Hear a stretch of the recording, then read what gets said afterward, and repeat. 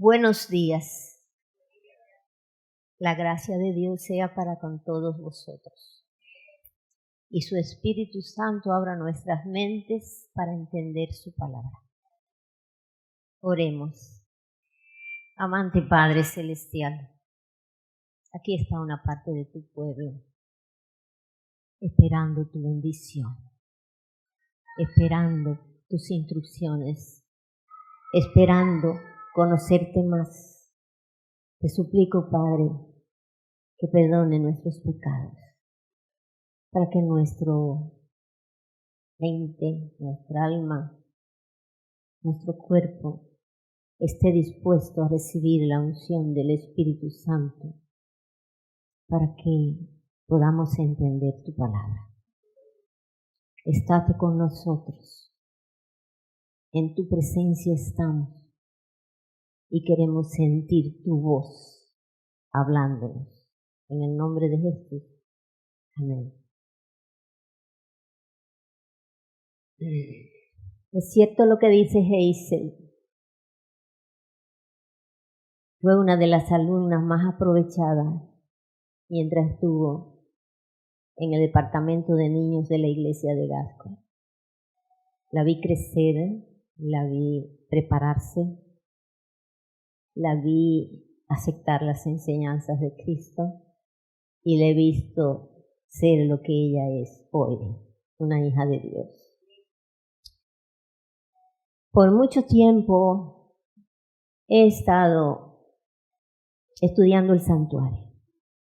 Para mí el santuario me ha dado vida a la edad que ya tengo.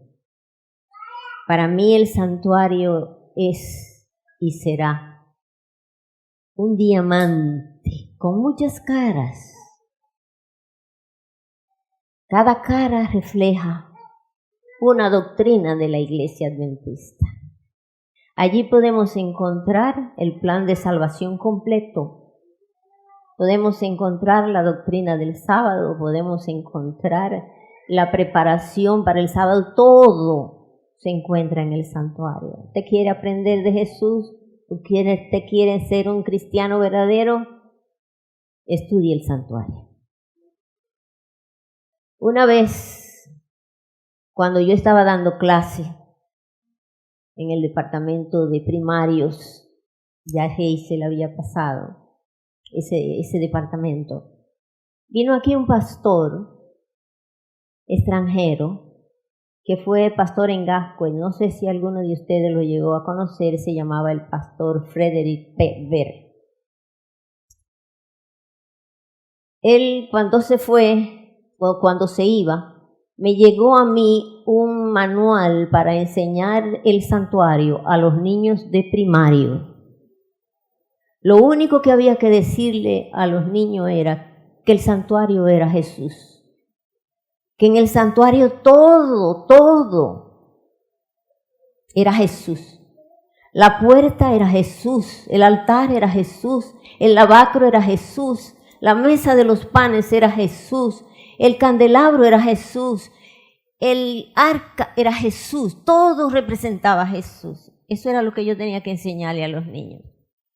Pero el material llegó en inglés y en ese tiempo yo todavía no dominaba ese idioma. Y me valida el pastor antes de irse. Yo, pastor, antes de usted irse, yo quiero que usted me traduzca estas pláticas para yo enseñar el santuario a los niños de primaria. Me dice, ay, hermana, me está pidiendo una cosa que yo creo que no la puedo hacer. Y después que me dice que no la puede hacer y yo con mi carita triste, me dice, pero yo voy a hacer algo por usted. Yo se la voy a grabar en un cassette, cuando eso se usaban los cassettes. Se la voy a grabar en un cassette y usted la oye, se la aprende y así usted trabaja con sus niños. Digo yo, está bien. Entonces me dice cuando se despide, le voy a decir una cosa. Si usted llega a entender todo lo que implica el santuario, usted nunca va a fallar en la fe. Hermano, hace 40 años de eso. Yo no he fallado en la fe. Quizá tenga fallas como humano, pero para mí las doctrinas de la Iglesia Adventista llenan mi vida y son la verdad insoslayable de la palabra de Dios. Así yo espero que ustedes tengan aprecio a esa doctrina que no es más que la doctrina de la salvación. El santuario es la doctrina de la salvación. La Biblia habla de 3 santuarios. ¿Saben ustedes cuáles son? Hazel, mi alumna. El santuario terrenal, Yes. el celestial y el santuario de nuestro cuerpo. Perfecto, te ganaste un 100. El santuario del desierto no es más que una lección objetiva, es un esquema, es una ayuda visual para nosotros entender el plan de salvación.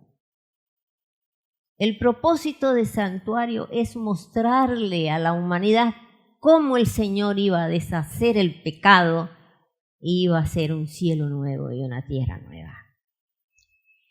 Ese esquema trata de las verdades espirituales y eternas. Por eso los que tienen una mente carnal a veces no entienden las verdades espirituales y eternas que tienen las Sagradas Escrituras. Y puede ser que tú hayas estudiado un pasaje muchas veces, pero un día te llega la luz y el Espíritu Santo te hace ver lo que es el significado espiritual de ese pasaje. Y tú dices, tantas veces que yo he leído este pasaje y yo no sabía que aquí decía eso. ¿Por qué? Porque el Espíritu Santo no te lo había mostrado. Por eso cuando estudiamos las Sagradas Escrituras, debemos pedirle a Dios que envíe su Espíritu para que abra nuestra mente espiritual a las realidades eternas. Por eso nunca la Biblia se debe estudiar sin antes pedir la unción del Santo. Ese santuario del desierto es el centro mismo de la obra de Cristo en el santuario celestial. A través de ese esquema, que no es más ese que le estamos presentando ahí, a través de ese esquema vamos a estudiar cómo Dios obra la salvación. La salvación no es un evento, no es decir ya te salvé. No es como dice o decimos muchos de nosotros, salvo y siempre salvo. Ya, Cristo murió en la cruz, perdonó mis pecados y ya me salvó.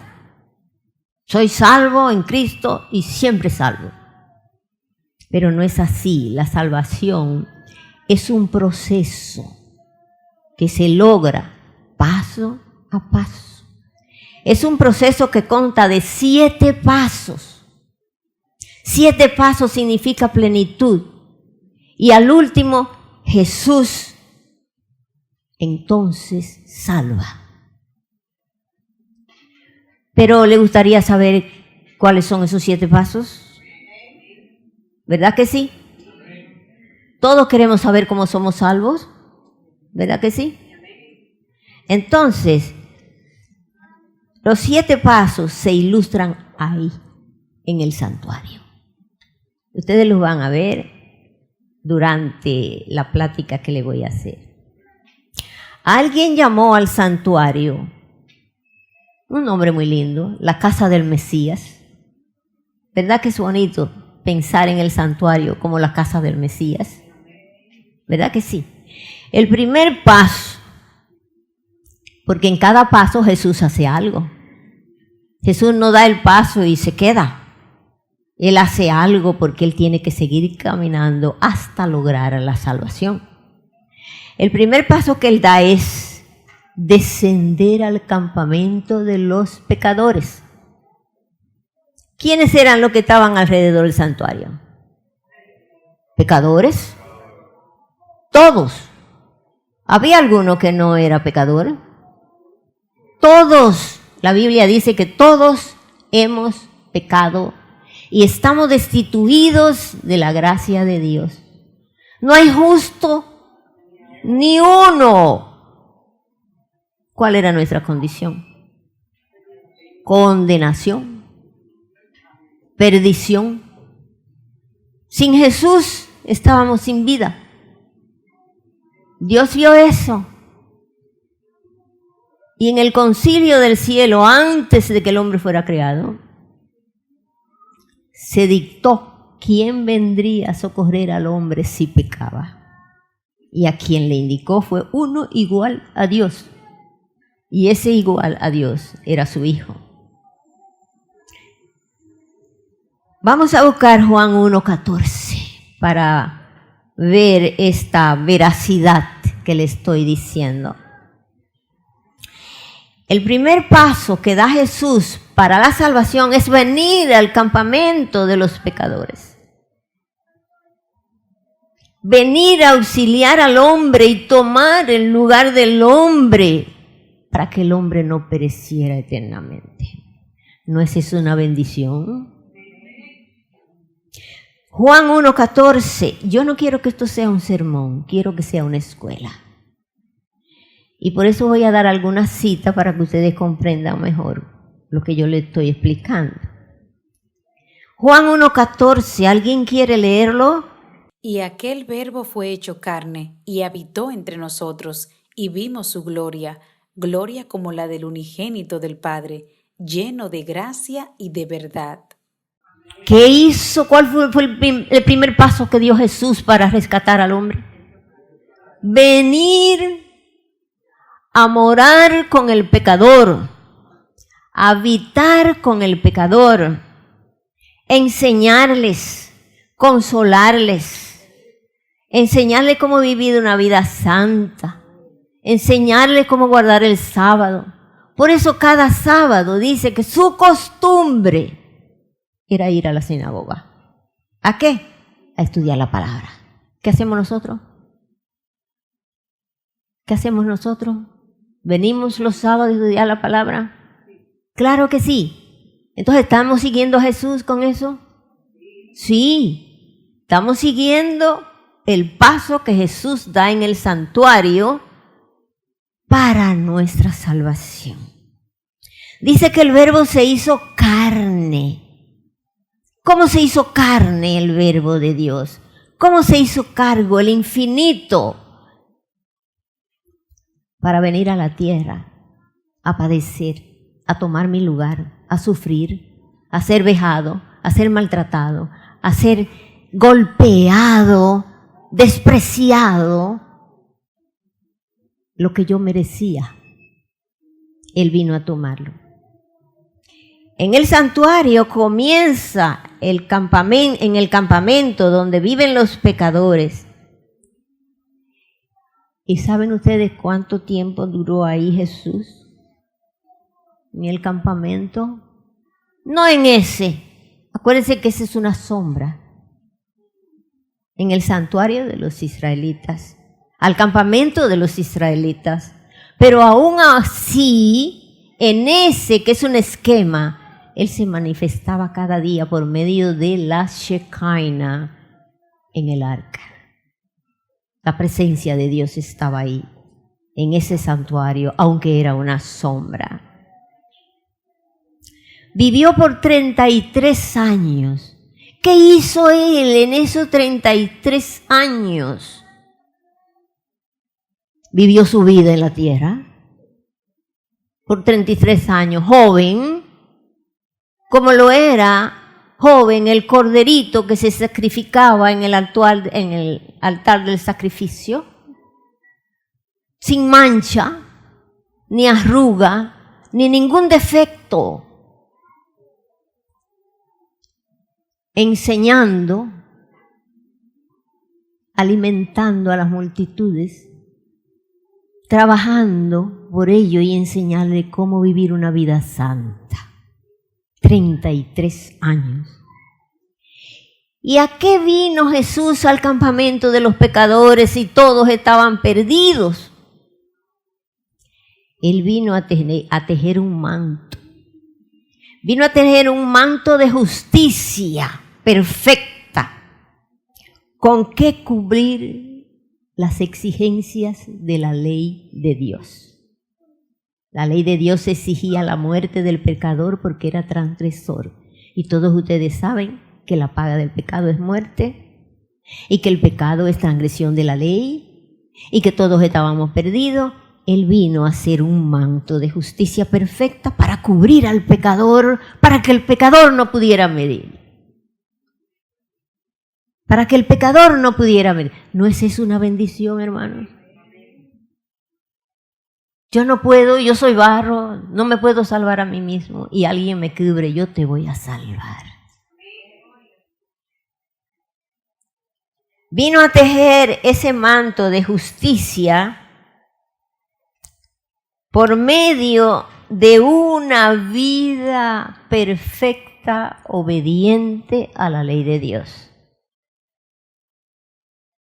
¿Saben ustedes que Jesús llevó una vida perfecta? Totalmente siguiendo los lineamientos de su Padre. ¿Qué dice el Salmo 40, 6 al 8?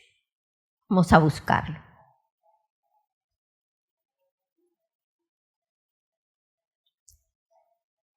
Sacrificio, ¿quién lo lee? Sacrificio. Salmos capítulo 40, versos del 6 al 8. Sacrificio y ofrenda no te agrada, has abierto mis oídos. Holocausto y expiación no has demandado. Entonces dije, he aquí vengo, en el rollo del libro está escrito de mí, el hacer tu voluntad, Dios mío, me ha agradado, y tu ley está en medio de mi corazón. Amén. Hasta ahí. Qué versículo tan interesante. Tú no quieres sacrificios, ni quieres ofrendas, ni quieres holocaustos. No quieres nada, no quieres expiación. Solamente quiero que hagas mi voluntad. Y por eso Jesús dice, vine, me preparaste un cuerpo. ¿Quién preparó el cuerpo para el nacimiento de Jesús? Su Padre. Me preparaste un cuerpo y vine para hacer lo que en el rollo del libro está escrito de mí. ¿Y qué era lo que en el rollo del libro estaba escrito de Jesús para obrar la salvación? El que viniera a enseñar a la humanidad cómo vivir, llevar una vida perfecta aun cuando fue tentado en todo como cualquier persona, y luego hacer lo que el Señor le dijo que tenía que hacer, dar su vida en sacrificio.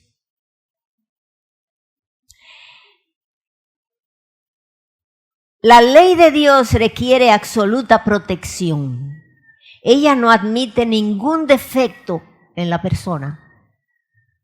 Y todos somos defectuosos. Entonces, ¿cómo vamos a guardar la ley de Dios cuando es perfecta? No hay nadie en el planeta, nadie que pueda ofrecerle a la ley lo que ella exige. ¿Qué exige la ley? Muerte al transgresor. ¿Quién está dispuesto a morir? Y aunque la vida de cada persona sea dada en sacrificio, no vale nada porque es una vida imperfecta. No ha cumplido la ley, no ha hecho la voluntad del Señor. Entonces ningún pecador puede clamar justicia. Todos hemos pecado. La ley es el fundamento del trono de Dios, la estabilidad de su gobierno, una ley inmutable, santa como el trono mismo, y de su carácter el carácter de Cristo, que es el que tenemos que imitar y presentar para que seamos aprobados. Y cuánto mal carácter tenemos. Explota cada momento. ¿Cómo vamos a ser perfeccionados cuando nuestro carácter a cada momento es un tollo? La expresión del amor de Dios está en su ley. Puesto que la ley divina es tan sagrada como Dios mismo, solamente uno igual a Dios podía hacer expiación por los transgresores. He aquí solamente la simiente de la mujer, Cristo Jesús, el único que podía hacer expiación. Por eso vino Jesús al campamento de los pecadores, como ustedes ven ahí, ¿verdad? Ven el humo subiendo del lugar santísimo, que se manifiesta la presencia divina. Eso era tan real para los israelitas que cuando había que levantar el campamento para caminar y avanzar en su jornada de 40 pasos, esa nube se levantaba y comenzaba a caminar, indicándole, avancen. Y cuando ya veía que estaban cansados, esa presencia divina en esa nube se paraba, indicando, armen el santuario, que voy a entrar. Y la nube descendía y se posaba encima del arca. Los israelitas sabían que el Señor estaba ahí. Y todo el campamento estaba silencioso para escuchar la voz de Jehová. Por eso Jesús vino al campamento de los pecadores en el desierto y vino al campamento de los israelitas. Cuando los israelitas entraron a la Canaán terrenal, hicieron su templo, su jornada, todo, allí estaba el que habitó en el desierto, habitaba en medio de ellos, personalmente, enseñándoles cómo actuar, para que lo imitaran. Él decía, ejemplo os he dado, para como yo os he hecho, vosotros también hagáis. Vamos a buscar una cita más para que corroborar todas estas cosas. Jesús vino al campamento a tomar nuestro lugar y a vivir una vida de perfecta obediencia y así cumplir las exigencias que requería la ley. Levítico 22, 20 al 22. Ahí hay algo muy importante. ¿De qué ofrendas no se aceptan? Ninguna cosa en que haya defecto ofreceréis, porque no será acepto por vosotros. Asimismo, cuando alguno ofreciere sacrificio en ofrenda de paz a Jehová para cumplir un voto, o como ofrenda voluntaria, sea de vacas o de ovejas, para que sea aceptado, será sin defecto.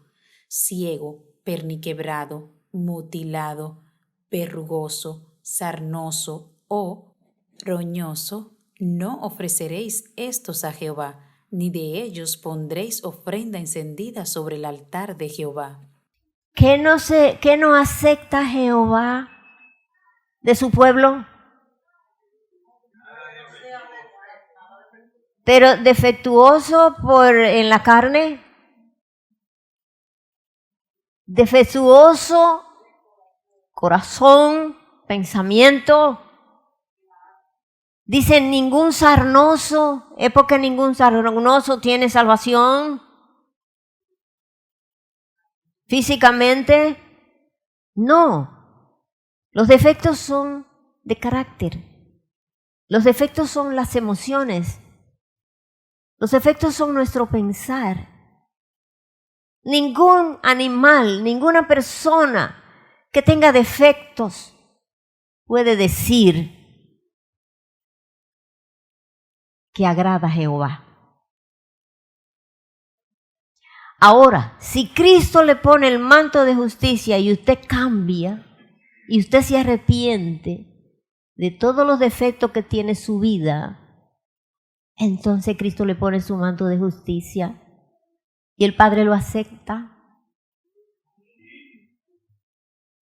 Nada que nosotros hagamos puede ganar favor delante de Jehová. Lo que hagamos nosotros es por amor. Vamos a buscar otra cita. En 1 de Pedro 1, 18 al 20. Donde dice, tened presente, a ver quién lo tiene. ¿Ah? ¿Quién lo tiene? Tened presente que habéis sido, 1 de Pedro, sabiendo que fuisteis rescatados de vuestra vana manera de vivir, la cual recibisteis de vuestros padres, no con cosas corruptibles, como oro o plata, sino con la sangre preciosa de Cristo, como de un cordero sin mancha y sin contaminación, ya destinado desde antes de la fundación del mundo, pero manifestado en los postreros tiempos por amor de vosotros. Amén. ¿Ven? Ningún sacrificio que nosotros hagamos es aceptable delante de Dios. Solamente que cumplamos su ley, una vida perfecta, sin mancha, sin arruga, sin pecado. En Hebreos 4, 14 al 15 dice, teniendo un tal sumo sacerdote en los cielos que hizo todo para salvarnos, aferrémonos a esa ancla que tenemos en los cielos, Cristo Jesús. En Hebreos 7:25 hay otra cita que yo quiero que leamos. Hebreos 7:25 dice, por esto también puede, por lo cual puede también salvar perpetuamente a los que por él se acercan a Dios, viviendo siempre para interceder por ellos. Muy bien. Jesús vive para interceder por nosotros. Su vida vino a ser un ejemplo para que nosotros podamos imitarlos y podamos estar con Él.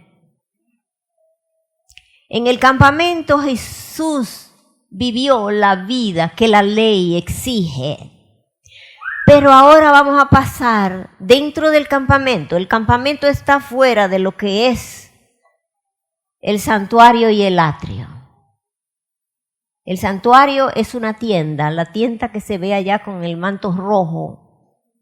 Esa es la tienda, el tabernáculo, que tiene dos lugares, uno santo y uno santísimo. Pero eso se protegió por una cortina cercando una área del campamento para realizar los sacrificios. Eso se llama atrio. Por eso dicen que la tierra es el atrio del cielo, donde Jesús vino a padecer lo que no podía hacer allá arriba. Entonces vemos que Jesús viene al campamento de los israelitas a vivir su vida, porque el pueblo vivía alrededor de la tienda. Jesús vino a estar con ellos. Y cuando entra dentro del atrio, dentro del patio, o sea, el área cercada que se llama atrio, el primer mueble que hay ahí es el altar del sacrificio o altar de la ofrenda quemada.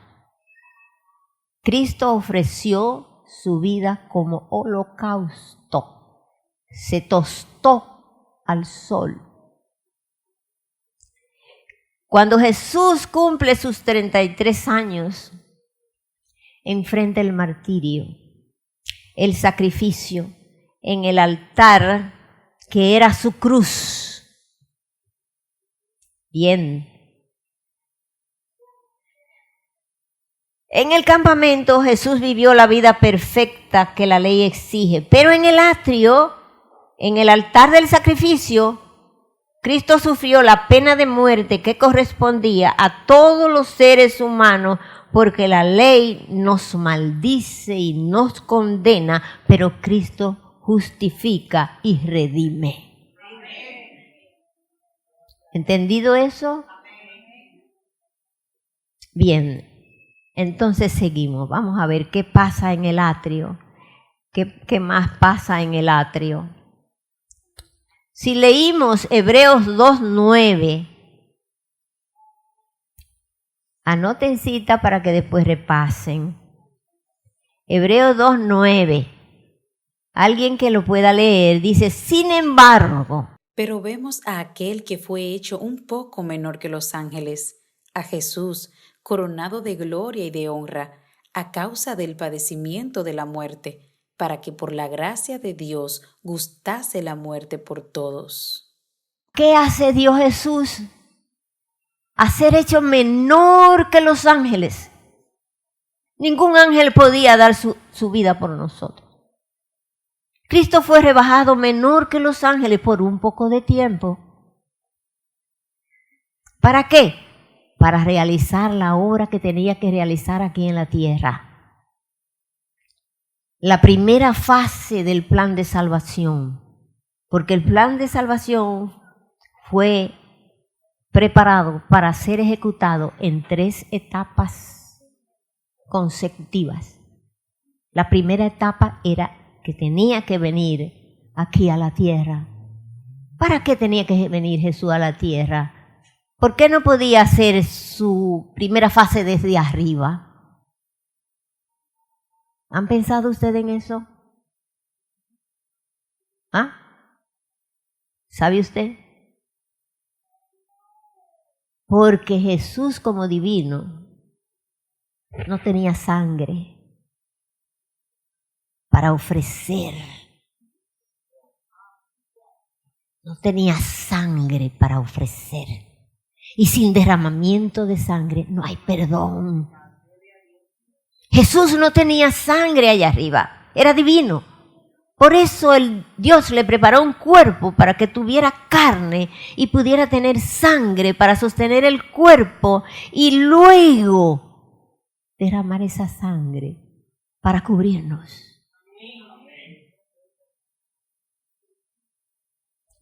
Fue así como Jesús obtuvo la sangre de la expiación. Y ya entre nosotros, la Biblia dice, una vez me pregunté, ¿y por qué Cristo tenía que ser perfeccionado? Si era divino. Él tenía que ser perfeccionado para el sacerdocio. Él tenía que sentir como siente un hermano cuando se hiere, cuando alguien le daña. Tenía que compadecerse de aquel que no tiene comida.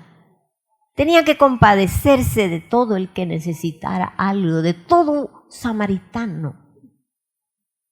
Y como divino no tenía ese sentimiento. Tenía que venir al mundo a adquirir ese sentimiento. Por eso la primera etapa era prepararlo para el sacerdocio.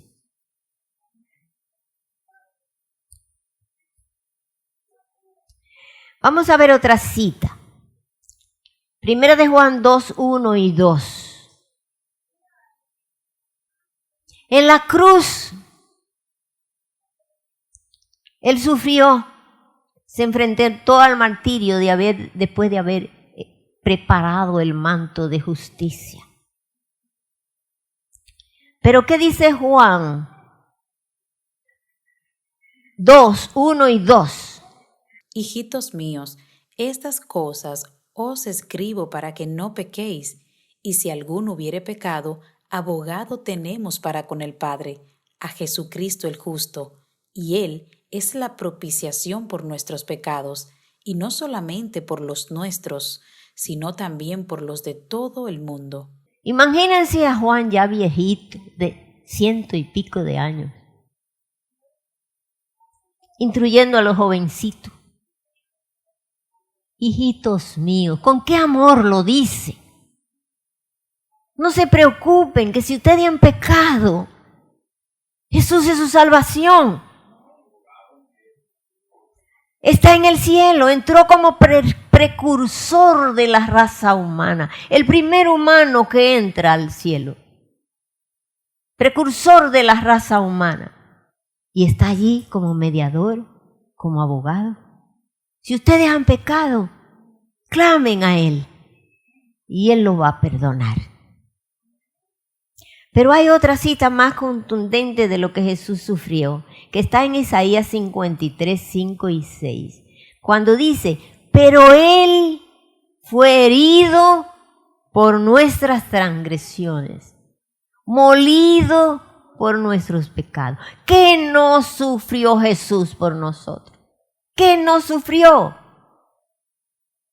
Burlado de todos los hombres, palizas, corona de espinas clavadas en su cabeza, desprecio, contradicción de todos los pecadores. ¿Quién soporta eso?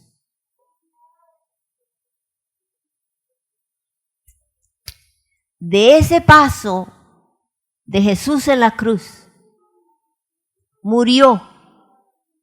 ¿A dónde camina? ¿Por dónde transita Jesús en el plan de salvación? La resurrección. ¿Dónde se encuentra la resurrección? En el lavacro. ¿Qué sucede cuando nosotros somos bautizados y levantados? Esa es la muerte de Cristo y su resurrección. Con la resurrección, dice aquí Tito 3, 4, 5, guarden esa cita, 4, 5. Pero cuando se manifestó la bondad de nuestro Salvador, ¿alguien lo tiene que pueda leerlo para yo no leerlo? Pero cuando se manifestó la bondad de Dios nuestro Salvador y su amor para con los hombres, nos salvó, no por obras de justicia que nosotros hubiéramos hecho, sino por su misericordia, por el lavamiento de la regeneración y por la renovación en el Espíritu Santo, que Él derramó sobre nosotros abundantemente por medio. ¿Qué significa regeneración? Dice que nos salvó por la regeneración. Regeneración es volver a generarse, volver a nacer. La obra del bautismo. Cuando usted se sumerge, muere. ¿A qué? A la vida pasada, a sus hechos pasados, a todo lo que usted hizo mal. Y luego se levanta para vivir una vida regenerada, nueva, porque el Espíritu Santo ha sido derramado en ese momento. Entonces, si Jesús resucitó, nuestra fe es vana, no es vana, es creciente, es fundamental. Y entonces podemos entrar a otro paso.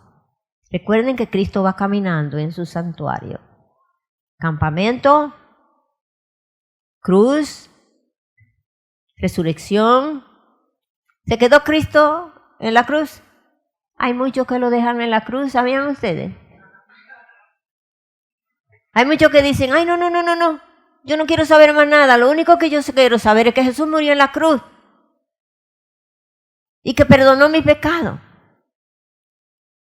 ¿Está bien eso? Usted tiene que seguir adquiriendo conocimiento porque Cristo está caminando en su plan de salvación. Cristo no se ha parado. Todavía no ha terminado la gracia.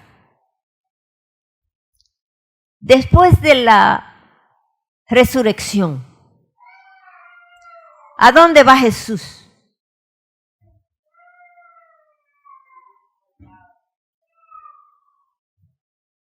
¿Ah? ¿A dónde va Jesús? ¿Dónde va Jesús? Después que resucita. Vamos a leer otro poquito para que ustedes comprendan ese engranaje ahí. Vamos a buscar a Romanos 6, 9 y 10. Romanos 6, 9 y 10. Dice así. Sabemos que Cristo, ¿quién lo tiene? Sabiendo que Cristo, habiendo resucitado de los muertos, ya no muere. La muerte no se enseñorea más de él, porque en cuanto murió, al pecado murió una vez por todas, más en cuanto vive para Dios vive. ¿Qué pasó ahí? Dice que Cristo murió una sola vez. Él no tiene que morir otra vez por los pecadores. Ya ese paso, Él lo cruzó, y lo cruzó donde debía cruzarlo, aquí en la tierra. Por eso, al colgarse de la cruz, Él dice, consumado es. Es decir, lo que tenía que hacer en esta primera etapa, ya lo hice. Pero habrá un tiempo en que el Señor Jesús dirá, consumado es otra vez. Cuando Él termine su obra arriba y dé la sentencia del cierre de la gracia, volverá a repetir esa sentencia. Vamos a ver otra cita en 1 Corintios 15, que es el capítulo de la resurrección. Vamos a leer eso. 15, 3 al 8. Porque primeramente os he enseñado lo que asimismo recibí, que Cristo murió por nuestros pecados, conforme a las Escrituras, y que fue sepultado, y que resucitó al tercer día, conforme a las Escrituras, y que apareció a Cefas, y después a los 12, después apareció a más de 500 hermanos a la vez, de los cuales muchos viven aún, y otros ya duermen. Después apareció a Jacobo, después a todos los apóstoles, y al último de todos, como a un abortivo, me apareció a mí. Apareció Jacobo, y después a todos los apóstoles, y el último de todos, como a uno nacido fuera de tiempo, me apareció a mí, a Pablo. Y si Cristo no ha resucitado, ¿para qué creemos? ¿Para qué estamos aquí? Vana es nuestra fe. Todavía estamos en nuestros pecados. Cuando Cristo se iba, le dijo a sus discípulos, no se turbe vuestro corazón. Creed en Dios y creed también en mí. Voy a la casa de mi Padre, muchas moradas hay. Y voy a preparar lugar para vosotros. Muchos creen que Cristo fue a preparar moradas. No entendieron bien el versículo. En la casa de mi Padre muchas moradas hay. ¿Creen ustedes que Jesús necesita 2000 años para hacer una morada? Entonces, ¿qué fue lo que Cristo fue a preparar? Fue a trabajar en el lugar santísimo para dirigir su iglesia naciente y comenzar la obra de la intercesión. Y en esa obra de intercesión Él está preparando el lugar para nosotros. ¿Está claro eso?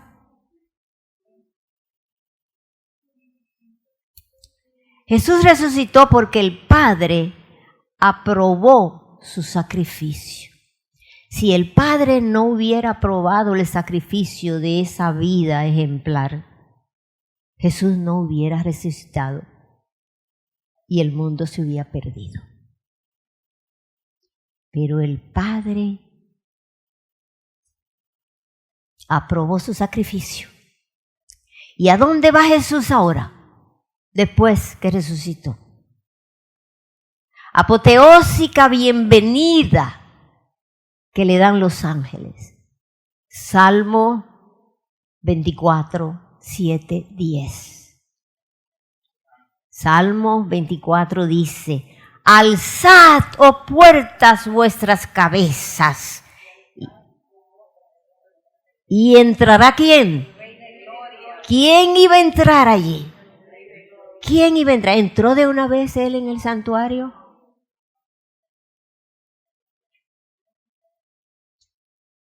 ¿Qué pasó cuando le abrieron la puerta?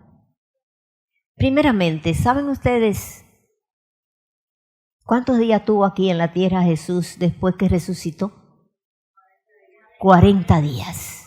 ¿Por qué Jesús pasó 40 días aquí?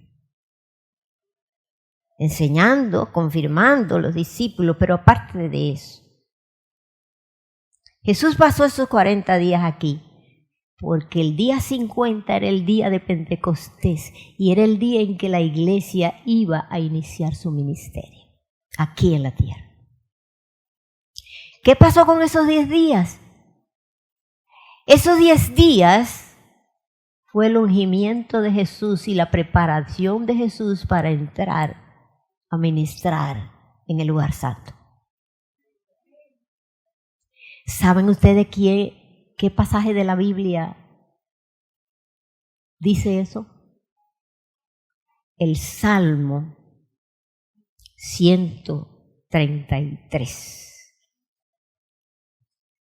El Salmo del ungimiento de Aarón. ¿Saben ustedes que antes que Aarón entrara a ministrar en el santuario terrenal, fue ungido? Y su ungimiento duró 8 días. Primero le quitan la vestimenta, cada día le hacían algo. Se ungió el santuario para que Aarón entrara a ministrar en un santuario ya santificado. Le echaron en las manos aceite, en los pies, la cabeza. Pero cuando llegan a la cabeza, le echan una lluvia de aceite. El aceite bajó por la barba, bajó por el vestido, se derramó en Sión, en Jerusalén, donde estaban los apóstoles reunidos en el aposento alto. Y se posó en la cabeza lenguas de fuego. Y el Señor le dice, sella la ley entre mis discípulos. ¿Qué significaba el Pentecostés para los israelitas? El Pentecostés significaba la ley. Cuando dictaron la ley en el Sinaí, era lo que llama Pentas, a los 50 días de haber salido de Egipto, el Señor proclama su ley en el Sinaí. Entonces el Pentecostés tiene que ver con la ley. ¿Qué quería Jesús hacer con la ley? Cuando cayó ese aceite en el monte Sión, llevando, dice, bendición, los discípulos fueron capacitados para la predicación. Vamos a leer ese salmo porque debemos tener eso en mente. Alzad, oh puertas, vuestras cabezas, y alzaos vosotras puertas eternas, y entrará el Rey de Gloria. ¿Quién es este Rey de Gloria? Jehová el fuerte y valiente, Jehová el poderoso en batalla. Alzad, oh puertas, vuestras cabezas, y alzaos vosotras puertas eternas, y entrará el Rey de Gloria. ¿Quién es este Rey de Gloria? Jehová de los ejércitos, el Rey de Gloria. Bien, entonces, está bien ahí. Entonces, vamos a leer el Salmo 133, que es el Salmo del ungimiento de Aarón. Desde el primero, completo, dice el Salmo del ungimiento de Aarón. Salmos capítulo 133, versos del 1 al 3. Mirad cuán bueno y cuán delicioso es habitar los hermanos juntos en armonía. Es como el buen óleo sobre la cabeza, el cual desciende sobre la barba de Aarón, y baja hasta el borde de sus vestiduras, como el rocío de Hermón, que desciende sobre los montes de Sión, porque allí envía Jehová bendición y vida eterna. ¡Qué bendición envió Jesús desde el cielo el día 50, el Pentecostés! El Espíritu Santo. Y el Espíritu Santo tiene que ver con la ley. El Espíritu Santo descansa sobre los que guardan la ley. El Espíritu Santo es el que prepara la iglesia para que permanezca fiel y transmita su palabra. Por eso Isaías 8:20 dice y ordena: graba la ley en mis discípulos. Por eso nosotros no andamos con la ley al hombro, ni con una tabla que diga los mandamientos, porque Cristo ha escrito la ley en nuestros corazones. Y servimos por amor. Cuando Jesús resucitó de los muertos, entró al lugar santo. ¿Qué hacía el sacerdote en el lugar santo? Allí había 3 muebles. ¿Lo conocen ustedes? Lugar santo, ¿dónde está Hazel? Aquí adentro. Exacto. Entró ahí, había 3 muebles que eran la mesa de los panes, el altar del incienso y el candelabro. Cada uno de ellos representaba el estudio de la Biblia, la oración y la obra del Espíritu Santo en la vida de los que aceptan a Jesús. Entre esos 3 muebles, Jesús pasa su tiempo en su segunda etapa del plan de salvación. Acuérdense que Jesús está caminando todavía.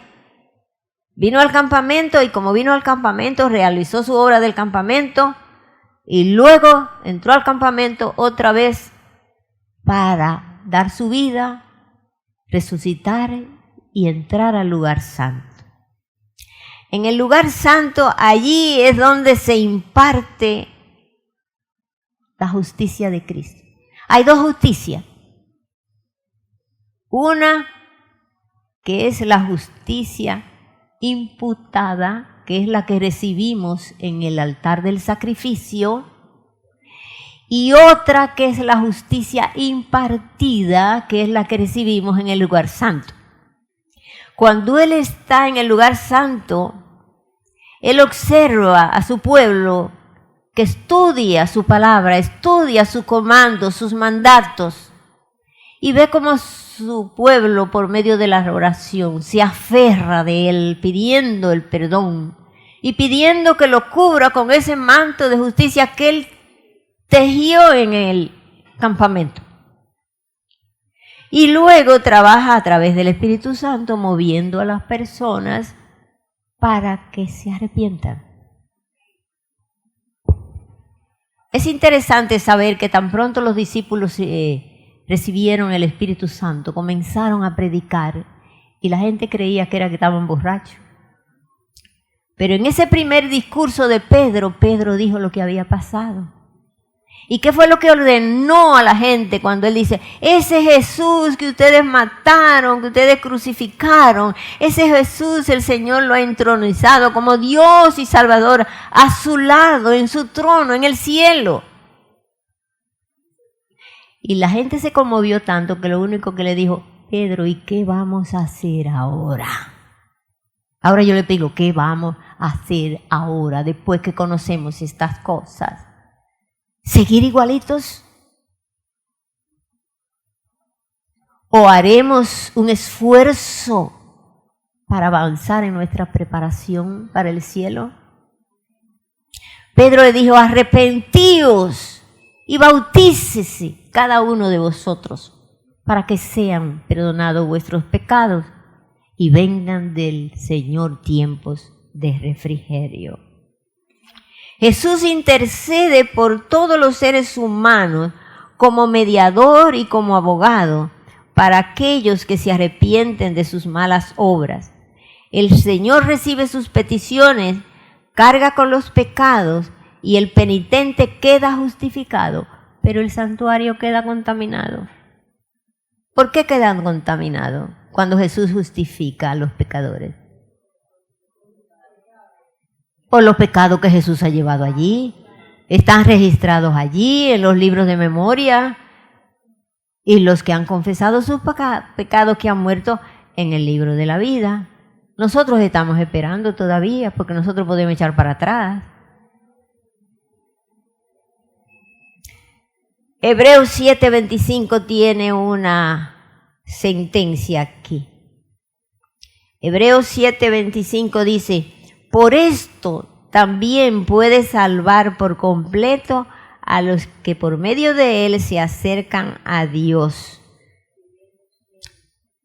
siendo siempre para interceder por nosotros. ¿Está Jesús cansado y no nos oye? Dice, siempre vive para interceder. Ahora yo una preguntita quiero hacerle. ¿Perdonó nuestros pecados Jesús en la cruz? Solamente él me contestó que sí. ¿Cómo? Pagó, dice ella, pagó los pecados. ¿Qué fue lo que Jesús hizo en la cruz? ¿Qué fue lo que Jesús hizo?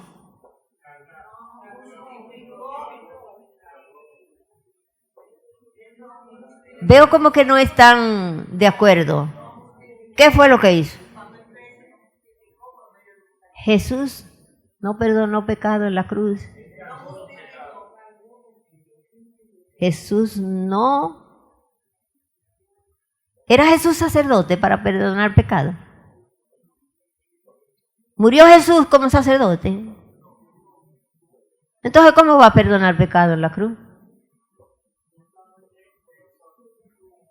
Jesús hizo en la cruz lo que Él vino a hacer provisión de la sangre derramada para cuando entrara a ministrar en el santuario del cielo, Él pudiera presentar su sangre como la ofrenda por el pecado de la humanidad. Por eso cuando Él intercede, Él dice, Padre, esta persona ha pedido perdón, mi sangre lo cubre. ¿Entienden el proceso de la cruz? La cruz fue la primera etapa, provisión de la sangre para entrar a ministrar en el santuario del cielo cuando Él estuviera ejerciendo como su sumo sacerdote. Jesús no era sacerdote antes de la cruz. El santuario no estaba en función antes de la cruz. No había sacerdote. El sacerdote no se había preparado para entrar a ministrar en el santuario del cielo.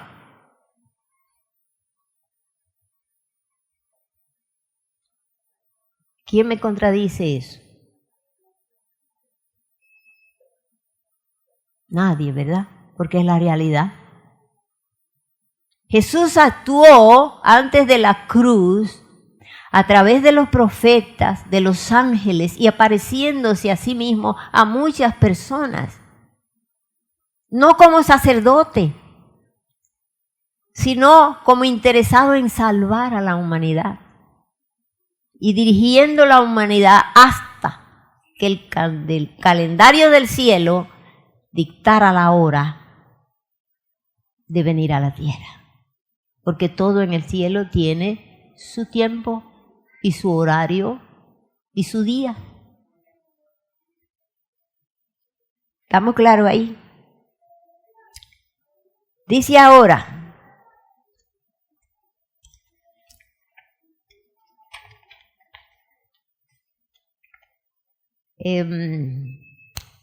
Hazel, vamos a entrar a otra etapa.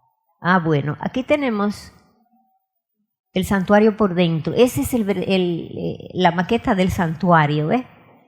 En el primer apartamento, el lugar santo, ahí es que Jesús ministra la justicia impartida a través de la lectura de la Biblia, a través de la oración, el altar del incienso, y a través del candelabro, el Espíritu Santo. El Señor va purificando su pueblo y nos va impartiendo su justicia. Fíjense que los tres son importantes en la vida cristiana. Yo no puedo dejar de estudiar la palabra porque ¿cómo conozco a Dios? ¿Cómo se cumple Juan 17:3 cuando dice, y esa es la vida eterna, que te conozcan a ti, el único verdadero, y a Jesucristo a quien tú has enviado? Es por medio de la palabra. Y el mismo capítulo de Juan dice, santifícalos en tu verdad. Tu palabra es verdad. ¿Cómo dejar de estudiar la palabra si ella es la que me santifica? Segundo es la oración. ¿Cómo vivir sin orar? ¿Cómo vivir sin orar? Sin acercarme a Dios, a exponerle mi causa, o simplemente alabarlo por la salvación ofrecida. Y cómo desecho al Espíritu Santo, que es el que está obrando la salvación en la tierra ahora, por orden de Jesús. Él es el que convence de pecado. ¿Qué más? Ajá, ¿y qué más? Nos dice que vamos a enfrentar un juicio si no aceptamos a Jesús. Pero fíjense el candelabro. ¿Ustedes ven que tienen una rama central? Esa rama central es Jesús. El aceite se echaba por esa rama central y llenaba las otras brazos para que las lámparas pudieran arder. Jesús cada día echa aceite a esas lámparas para que su iglesia se mantenga iluminada. Porque una iglesia que brilla con una luz difusa es un peligro. Por eso sus miembros tienen que ser luces, portadores de luces, proclamando la verdad, para que la iglesia no muera. Y por eso Jesús dice, separado de mí, mantengamos nuestra iglesia iluminada, por favor. Seamos portaestandarte de su gracia y pidamos al Espíritu Santo, al Señor, que haga que su Espíritu Santo borre la escoria de nuestras vidas. Tenemos muchas. Jesús se está moviendo ahí, en ese pedacito. Pero ha llegado el tiempo en que Jesús quiere seguir caminando en su iglesia, porque quiere llevar a cabo el plan de salvación completo. Por esto también puede salvar completamente a los que por medio de él se acercan a Dios, puesto que vive siempre para interceder por ellos. Estamos contentos de reconocer que Jesús intercede por nosotros. Cuando hacemos alguna petición, Él está a nuestro lado y oye lo que nosotros pedimos y contesta de acuerdo a su santa voluntad. Sin embargo, es necesario hacer un juicio, un examen de todo lo que profesaron ser seguidores de Jesús. Yo creo que todos los que estamos aquí profesamos ser seguidores de Cristo, ¿verdad que sí? Él es nuestro guía, Él es nuestro amparo, Él es nuestro sostén, nuestra protección, Él es todo. Pero miremos una pregunta que tiene Romanos 8:33 y 34, para cuando vengan las pruebas de que Satanás nos haga sentir mal porque nos acuse de algo que ya no existe, que el Señor lo ha perdonado. Sabemos qué responder. Oigan esta cita en Romanos 8:33 y 34. ¿Alguien la buscó y la quiere leer, por favor? ¿Quién acusará a los escogidos de Dios? Dios es el que justifica. ¿Quién es el que condenará? Cristo es el que murió, más aún el que también resucitó, el que además está a la diestra de Dios, el que también intercede por nosotros. Esas son las respuestas que tenemos que darle cuando Satanás nos tire sus dardos. ¿Quién me acusa? Dios es quien me justifica. ¿Verdad? También dice, ¿quién es el que condena? Cristo es el que murió para darme salvación. No tengo condenación. Los que están en Cristo Jesús no tienen condenación. Es decir, la palabra es nuestra defensa. Vamos a ver también otra que está en Hechos 2:38. ¿Qué le dijo Pedro a todas las personas que estaban tristes porque habían pecado y no sabían qué hacer? ¿A dónde le dijo Cristo? ¿A dónde le dijo Pedro que había ido Cristo? ¿Qué dijo en 2:38? Pedro les dijo, arrepentíos y bautícese cada uno de vosotros en el nombre de Jesucristo para perdón de los pecados y recibiréis el don del Espíritu Santo. Esa es la orden para todos aquellos que se sienten que son pecadores, que han hecho obras malas y sin embargo quieren deshacerse de ello porque no quieren tener ese peso en sus vidas. Tienen que arrepentirse, es la única solución, confesar los pecados, porque el arrepentimiento es un don. No es porque yo quiero seguir mis pecados, yo quiero seguir como estoy. Pero cuando nosotros confesamos, viene entonces ese don que el Señor nos da. Sentimos compulsión, sentimos dolor, lloramos, porque hemos ofendido a un Dios santo. Es la justicia perfecta de Cristo lo que hace que el pecador sea perdonado. Si Cristo no hubiera resucitado, si Cristo hubiera quedado en la cruz, nosotros no tuviéramos salvación. Entonces, el honor, la gloria, la honra, la alabanza, todo tiene que ser para nuestro Cristo. Vamos a entrar entonces al quinto paso. Recuérdense que Jesús se está moviendo en su casa. Vamos a repetir los pasos. Campamento, sacrificio, resurrección, lugar santo. Ahora vamos a entrar a otro paso. Jesús está caminando en su casa y está obrando la salvación desde su casa.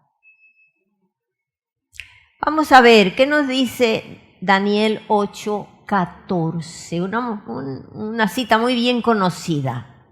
Daniel 8:14. Y él dijo, hasta 2300 tardes y mañanas, luego el santuario será purificado. ¿Saben ustedes que esa cita fue la que prácticamente se puso en juicio cuando la iglesia adventista nació? Porque se creía que el santuario que iba a ser purificado desde la tierra, un error. El santuario no existía en la tierra ya. Ya Cristo en su santuario estaba arriba. Entonces, ¿cuál era el santuario que debía ser purificado? El de arriba. ¿Por qué debía ser purificado? Porque Jesús había llevado los pecados de la humanidad y estaban registrados allá arriba. Todo el que ha confesado sus pecados, esos pecados están registrados allá arriba. Y habría un momento en que el santuario tendría que ser purificado. Para entrar en saber la fecha exacta tendríamos que ir atrás para ver la profecía de los 2300 días. Ese no es el tema para esta hora. Tienen que, por fe, creer que realmente el santuario sería purificado en el año 1844. Todos creo que saben eso. Que el santuario del cielo sería purificado en el año, comenzaría a purificarse en el año 1844. Pero no solamente ahí. Si ustedes se dan cuenta, en Apocalipsis se habla en 14:6 del mensaje de 3 ángeles que salen volando con el evangelio eterno para predicarlo a toda nación, tribu, lengua y pueblo. Es el último mensaje de amonestación al mundo. ¿Y qué dice Apocalipsis? Dice, temed a Dios y dadle gloria, porque la hora de su juicio ha llegado. Inmediatamente en 1844, que es cuando Jesús entra al lugar santísimo, inmediatamente comienza en la tierra a predicarse que ya el juicio ha comenzado. Es algo que quizás pasa inadvertido porque el santuario, la purificación del santuario está en Daniel, que vivió muchos años antes, inclusive antes de Jesús. Pero a Daniel se le dijo que esa profecía era para el tiempo del fin, que no era para su tiempo. Por eso Daniel se desmaya, porque no entiende la visión. Y el Señor le dice, sella las palabras, ciérralo. Que eso no es para tu tiempo, eso no es para ahora. Eso es para el tiempo del fin, cuando ya todas las cosas se vayan a acabar. Entonces, hay algo muy importante. La gente no le hace caso a ese mensaje de Apocalipsis 14:6. Sin embargo, va unísono con la entrada de Jesús en el santuario celestial. Al momento que Jesús entra, comienza a darse el mensaje del juicio a través de la iglesia adventista. Alabado sea Dios por eso, porque creo que es la única iglesia que conoce esa doctrina. Es necesario que nosotros abramos los ojos, que Cristo ha entrado al lugar santísimo a juzgar a su pueblo. ¿Dónde me dice eso? Vamos a a Daniel 7. Vamos a ver lo que dice. Estuve mirando hasta que fueron puestos tronos y se sentó un anciano de días, cuyo vestido era blanco como la nieve y el pelo de su cabeza como lana limpia. Su trono llama de fuego y las ruedas del mismo fuego ardiente. Un río de fuego procedía y salía de delante de él. Millares de millares le servían y millones de millones asistían delante de él. El juez se sentó y los libros fueron abiertos. Yo entonces miraba a causa del sonido de las grandes palabras que hablaba el cuerno. Miraba hasta que mataron a la bestia y su cuerpo fue destrozado y entregado para ser quemado en el fuego. Habían también quitado a las otras bestias su dominio, pero les había sido prolongada la vida hasta cierto tiempo. Miraba yo en la visión de la noche, y he aquí con las nubes del cielo venía uno como un hijo de hombre, que vino hasta el anciano de días, y le hicieron acercarse delante de él, y le fue dado dominio, gloria y reino, para que todos los pueblos, naciones y lenguas le sirvieran. Su dominio es dominio eterno, que nunca pasará, y su reino uno que no será destruido. Bien, gracias. ¿Qué entendieron ahí? Juicio investigador. Juicio investigador. El tiempo de 1844 hasta la fecha, hasta el final. Recuerden que Daniel dijo que la profecía se cumpliría en el tiempo del fin. Estamos no en el tiempo del fin, en el fin del tiempo. Jesús está trabajando en los dos lugares, porque el lugar santo está abierto todavía para interceder, pero Él va al lugar santísimo. ¿Qué se hace en el lugar santísimo? Comienza ese juicio, dice, el juez se sentó, es el Padre, un anciano de días. Los libros se abrieron, le asisten los ángeles. Y Daniel ve en visión que se acerca uno como hijo de hombre en una carroza. Y viene al anciano de días y le dice, Padre, ¿dónde están mis súbditos? Lo que van a ser los ciudadanos de mi reino. Y se le enseñan los libros. Ya el Padre lo ha examinado, naturalmente. Y dice que a él se le dio las llaves y el dominio de todos los reinos del mundo. En ese proceso estamos ahora, desde 1844 hasta la fecha. No sabemos cuándo será el cierre de gracia, pero en Apocalipsis 8, vamos a buscar ese versículo. Apocalipsis 8, hay otro pasaje, 3 al 5, que es algo que está pendiente todavía, pero vamos a estar atentos. Sabemos que estamos esperando la ley dominical, ¿verdad que sí? Todos sabemos eso. Vamos a ver qué dice Apocalipsis 8, 3 al 5, que es para el tiempo del fin. El ángel con el incensario. Otro ángel vino entonces y se paró ante el altar con un incensario de oro, y se le dio mucho incienso para añadirlo a las oraciones de todos los santos sobre el altar de oro que estaba delante del trono.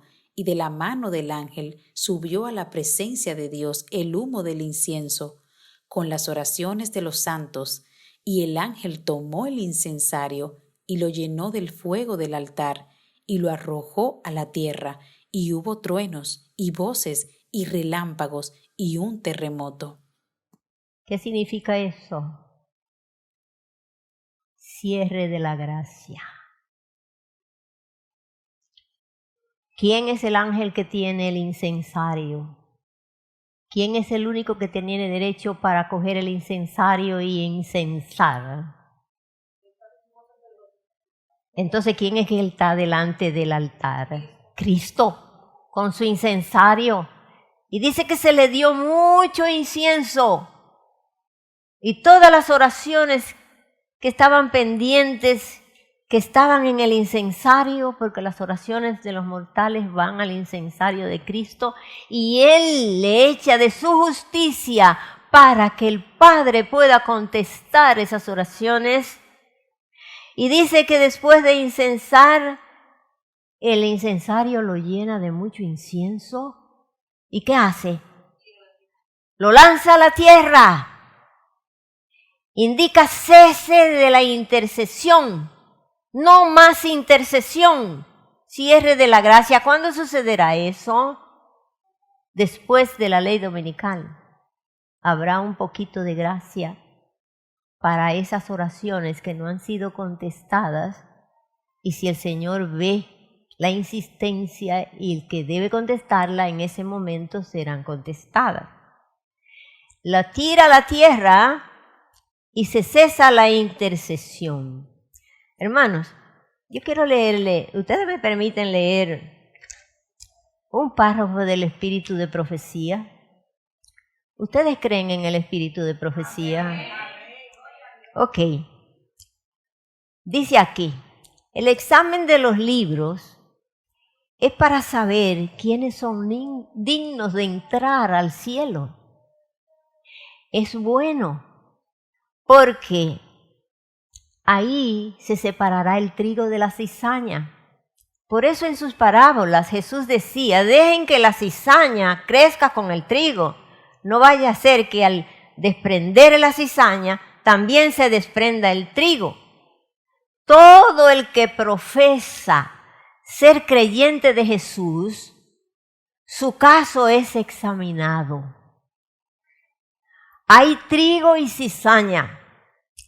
En el juicio, en este paso que está dando Jesús durante el juicio, se hace separación de los buenos y los malos, de los cabritos y de las ovejas. Se examina el carácter. Hermanos, una de las cosas que yo quiero dejar sentado en este momento, aunque no sé cuándo pueda estar otra vez aquí, es el carácter. Luchemos con el carácter. Si nosotros no llegamos a tener un carácter semejante al de Cristo, no vamos a pasar la prueba. Y fíjense que el carácter es tan sencillo. Si alguien dice algo que nos molesta, explotamos. Si no nos gusta una cosa, explotamos. Si el gobierno hizo algo malo, explotamos. Es decir, nuestro carácter no está preparado para ir al cielo. Luchemos porque en Apocalipsis 11 el Señor dice que ha mandado a su ángel a medir su templo. Y dijo, mide el templo y sus adoradores. Pero el patio que está afuera, no lo mida. ¿Para qué medir al mundo si está perdido? Pero los que están adentro, mídelo, a ver si pasan la prueba y tienen un carácter semejante al de Cristo. Es por eso que aunque no se le quede nada de lo que yo haya dicho, recuérdense que le dije que hay que luchar con el carácter. El carácter incluye las emociones, los pensamientos, todo nuestro ser, cómo somos, nuestro temperamento. Es decir, es algo que tenemos que trabajar duro con eso para permanecer en la iglesia. Todo el que profesa, dije, debe de examinarse el carácter de cada persona para determinar si es un carácter semejante al de Cristo. En el juicio se determina quién es quién. Y eso es lo que Jesús está haciendo ahora. Esa es la verdad presente, el juicio investigador. Esa es la verdad que debemos proclamar. Tenemos que tener fe en lo que Cristo ha hecho, en lo que está haciendo y en lo que hará. Tenemos que tener fe para seguir a Jesús en su recorrido por su casa, desde que vino aquí a la tierra, lo que hizo, lo que está haciendo. Fe es confiar. ¿Sabían ustedes eso? Fe es confiar. Aunque no hayamos visto, no hemos visto a Jesús, pero sabemos que dio esos pasos. Los que confían hacen lo que Dios dice. Los que confían hacen lo que Dios dice. Tener fe es hacer lo que Dios dice. Dice, la fe no puede quitar nuestra culpa. Cristo es el poder de Dios para salvación de todos los que creen. La justificación viene por los méritos de Jesucristo. Él ha pagado el precio de la redención del pecador. Sin embargo, solo por la fe en la sangre de Jesús puede el creyente hallar justificación. Y la justificación es una sentencia, no le tengamos miedo. Es una sentencia de un juez que declara a una persona culpable que es justa, sin ser justa. Es una declaración de inocencia. Y eso es lo que nosotros queremos que Jesús haga con nosotros. Somos culpables, confesamos nuestros pecados. Y Él dice, no te preocupes, tus pecados te son perdonados. No es el perdón del sacerdote de aquí de la tierra, es tan pecador como yo. Es Jesús, el sacerdote, según el orden de Melquisedec, que fue preparado para obrar a la salvación de la humanidad. El pecador no puede depender de sus propias obras como medio de justificación. Yo no puedo hacer nada. Mis obras son imperfectas y mis trapos son sucios. Debe anunciar a todos sus pecados y aceptar grado a grado la luz que brilla en su senda. Hoy ustedes han recibido luz, síganla, estudienla y aplíquenla a su vida. Sencillamente se aferra por la fe a la amplia y gratuita provisión que ofrece Jesús, que ofrece la sangre de Jesús. El que cree en la promesa de Dios, las cuales por medio de Cristo aseguran nuestra santificación, nuestra justicia y nuestra redención. Si sigue a Cristo, andará humildemente en la luz y se regocijará en la luz y la difundirá a otros. ¿Se han regocijado ustedes en la luz que han recibido esta mañana? Claro que sí. Hay algo importante que para terminar y dejar, porque me imagino que ya están cansaditos de escuchar está, como dicen la letanía. Pero lo que quiero es que ustedes reafirmen su fe en el Cristo que han estado siguiendo y que ahora lo sigan a través del santuario. Cuando todos los casos se hayan examinado, todos los pecados que hayan sido cubiertos por la sangre de Cristo, habrá otro paso que dar. Cristo tira el incensario, se quita sus ropas sacerdotales y se viste para descargar los pecados en la ceremonia de Azazel. ¿Ustedes han escuchado acerca de la ceremonia de Azazel? Cuando en el último día, el día de expiación, se llevaban esos dos chivos, uno se mataba por Jesús y el otro se dejaba vivo. Ustedes conocen eso, ¿verdad?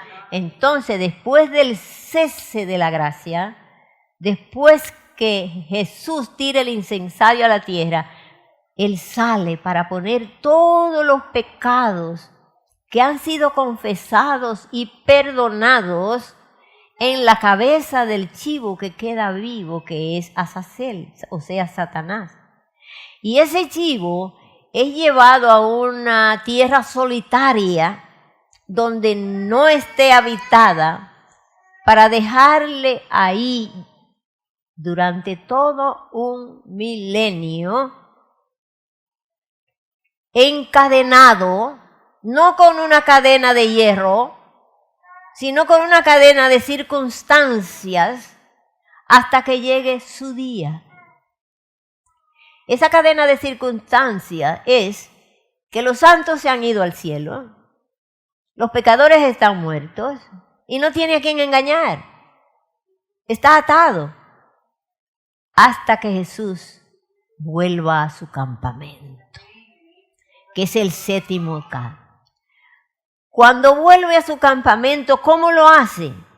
Busquemos Apocalipsis 21 y vamos a ver a alguien que me lea eso. Viene a su campamento para vivir eternamente con su pueblo.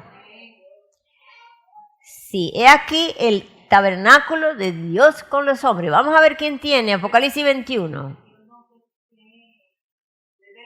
Sí, cuando dice yo vi un cielo nuevo y una tierra nueva, porque el primer cielo y la primera tierra pasaron, y el mar ya no existía más. Y yo, Juan, vi la santa ciudad, la nueva Jerusalén, descender del cielo de Dios, dispuesta como una esposa ataviada para su marido. Y oí una gran voz del cielo que decía: He aquí el tabernáculo de Dios con los hombres, y Él morará con ellos, y ellos serán su pueblo, y Dios mismo estará con ellos como su Dios. Viene la santa ciudad a establecerse aquí en la tierra, en el monte de los olivos, que ha sido partido en dos para hacer un gran valle donde se asiente la ciudad. Y ahí estará el tabernáculo de Dios con los hombres. Ahí estará el campamento de los redimidos, y Dios mismo será su Dios. Y Dios mismo también estará entre ellos. ¿No es una gran bendición conocer la casa del Mesías y recorrer la casa del Mesías? Que Dios nos ayude. Vamos a ver si ustedes captaron los pasos que recorrió Jesús para darnos salvación. A ver, número 1, campamento. Número 2, sacrificio. Número 3, lavacro. Número 4, lugar santo. Número 5, número 6, ceremonia de Azazel. Y número 7, campamento otra vez, pero no el campamento de los pecadores, sino el campamento de los pecadores redimidos que han llegado a ser santos. Por eso Jesús dice: juntadme mis santos, los cuales han hecho conmigo pacto con sacrificio. Mano, la doctrina del santuario es una doctrina hermosa, por la cual nosotros podemos comprender cada paso que el Señor ha dado para darnos salvación. Que Dios les bendiga y que le dé sabiduría divina para que puedan emprender estas verdades espirituales y puedan prepararse para recibir a Jesús, para vivir con Él por la eternidad. Amante Padre, gracias Señor por habernos permitido tener esta hora recorriendo tus pasos a través del santuario, tu casa.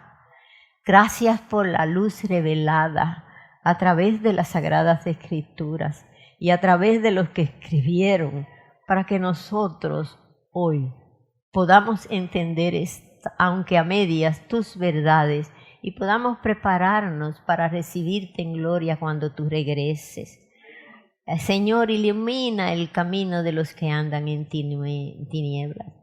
Bendice a las visitas, Señor. Dale luz para que puedan entender estas verdades misteriosas, pero que han sido reveladas para que tu pueblo ande en paz y ande también proclamando tu mensaje donde quiera que puedan estar. Llénanos de ti, que tu Espíritu Santo siempre esté con nosotros, abriendo nuestra mente espiritual para comprender mejor tus verdades eternas. En el nombre de Jesús. Amén. Amén. Muchísimas gracias por su atención.